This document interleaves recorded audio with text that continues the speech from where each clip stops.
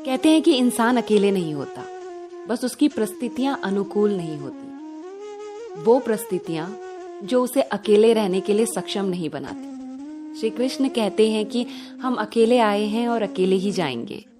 जाएगा तो हमारा कर्मों का लेखा जोखा साथ में। मगर आप माने या ना माने, अगर हमने इस जन्म में कोई गलत काम नहीं किया फिर भी दुख भोग रहे हैं, फिर चाहे हमारे पिछले ही जन्म के क्यों ना हो, तो उन दुखों को भोगने की क्षमता थोड़ी कम तो होती है। और बार बार ये सवाल मन में उठता है कि मेरे साथ ही ऐसा क्यों। इस परिस्थिति में भगवान श्री कृष्ण कहते हैं कि मैं चाहे अपने भक्तों को कष्ट दे रहा हूं या वो कष्ट भोग रहे हैं, लेकिन उनका साथ में कभी नहीं छोड़ता। और वहीं जो लोग गलत काम कर कर भी सुख भोग रहे हैं, उनका कुछ पिछले जन्म का लेखा जोखा होगा जो जल्दी पूरा हो जाएगा, और मैं उनका साथ कभी नहीं दूंगा तो उनकी नैया एक दिन डूब ही जाएगी। भगवान पे जरूरत है तो विश्वास होने की, और ये मैं ऐसे ही नहीं कह रही, अपने अनुभवों से कह रही। आइए एक छोटी सी कहानी सुनते हैं। ये कहानी है एक सेठ की। कहते हैं कि एक सेठ जो भगवान कृष्ण का बहुत बड़ा भक्त था और लोग उसको भक्ति में डूबे देखते थे, तो उसके एक मित्र ने कहा कि तुम वैसे ही भगवान के इतने बड़े भक्त हो, लड्डू गोपाल को अपने घर ले जाओ, उसकी पूजा अर्चना करना, घर में भगवान रहेंगे तो तुम्हारा मन लगा रहेगा। सेठ ने वैसा ही किया, लड्डू गोपाल को अपने घर ले गया, उनकी पूजा करता, उन्हें भोग चढ़ाता, नहलाता धुलाता, बच्चे की तरह रखता। लेकिन ये सब बातें सेठानी को अच्छी ना लगती। एक बार सेठ को कहीं जाना पड़ गया, तो उसने सेठानी से कहा कि तुम लड्डू गोपाल का ध्यान रखना।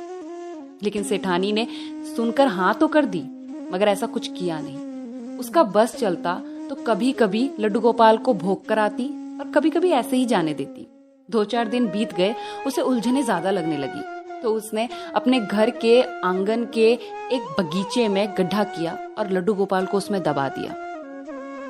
जब सेठ आया तो उससे कहा, क्या पता लड्डू गोपाल हमसे नाराज होकर कहाँ चले गए, मुझे नहीं पता है।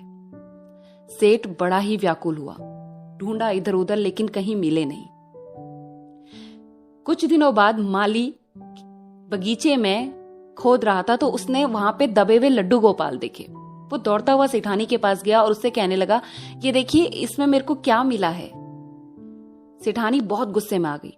उसने बोला, तुमसे किसने कहा था कि तुम जाके वहां खुदाई करो, जो काम कहती हूँ वो तो तुम करते नहीं हो, और आज मैं तुम्हें नौकरी से निकाल रही हूं। सेठ बाहर गया हुआ था।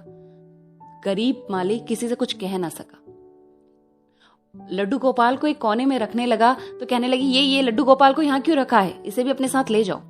और वो लड्डू गोपाल जिसमें मिट्टी लगी थी ऐसे ही अपने साथ ले गया। घर गया, बहुत ही उदास था। अपनी पत्नी से कहा, हमारे घर में कोई संतान नहीं है, देखो मैं तुम्हारे लिए क्या लाया। पत्नी लड्डू गोपाल को देख के बहुत ही प्रसन्न हुई और उसने कहा, भगवान ने अब संतान रूप लिया हमारे घर में। तो माली ने कहा, लेकिन इन पे तो मिट्टी लगी है, इस मिट्टी को झाड़कर मैं कहाँ फेंकूं?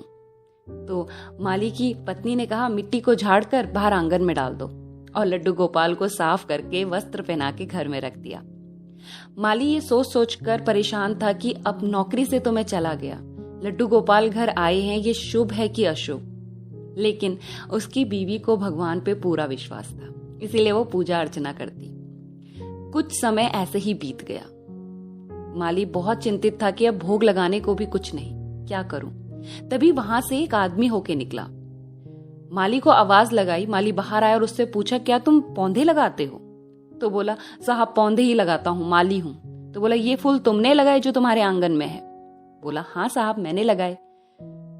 उस माली से उस आदमी ने कहा, क्या तुम इन फूलों की कीमत जानते हो? माली ने कहा, नहीं साहब। उसने कहा, जाओ मार्केट में इसकी कीमत पता करके आओ।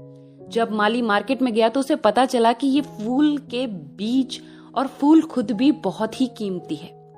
माली ने उस फूलों को बाजार में बेचा और उसके बीजों को सुखाकर पौधे उगाए, और पौधे जिनमें और फूल आए, उसकी खेती करने लगा, जिससे वो धन धान्य हो गया।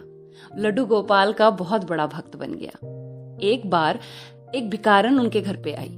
भिखारन को देखते ही माली ने बोला, सेठानी आप? वो माली को देखकर पहचान नहीं पाई, क्योंकि माली तो माला माल सेठ बन गया था। वो बोली, कौन? तो उसने कहा मैं माली आपके घर का। तो बोली, फूट फूट के रोने लगी, कहने लगी सेठ ने बहुत बार पूछा मेरे लड्डू गोपाल कहाँ गए। जब मैंने कुछ ना बताया तो वो विलाप में वैंकुंठ को चले गए। वो तो वैंकुंठ चले गए और मेरे बच्चों ने मुझे घर से निकाल दिया। मेरे पास खाने को भी कुछ नहीं। और कह कह के रोने लगी। तब माली ने कहा, प्रभु ने मेरे को ये सब कुछ दिया है, अगर आप उस दिन लड्डू गोपाल मुझे ना देते तो शायद ये सब होता भी नहीं। मैं तो माली था, ये सब आप ही का दिया हुआ है, आप हमारे साथ रहिए इस घर में। तो कहते हैं कि जो श्री कृष्ण है ना, वो एक अपने आप में दिव्य शक्ति है। वैसे तो हर भगवान, लेकिन श्री कृष्ण का मोह अलौकिक है। इसीलिए अगर आप किसी की भी भक्ति में हैं तो दृढ़ विश्वास रखिए उस पर। आज नहीं तो कल आपके सही कर्म है तो चमत्कार होगा। बोलो श्री कृष्णा, राधे राधे।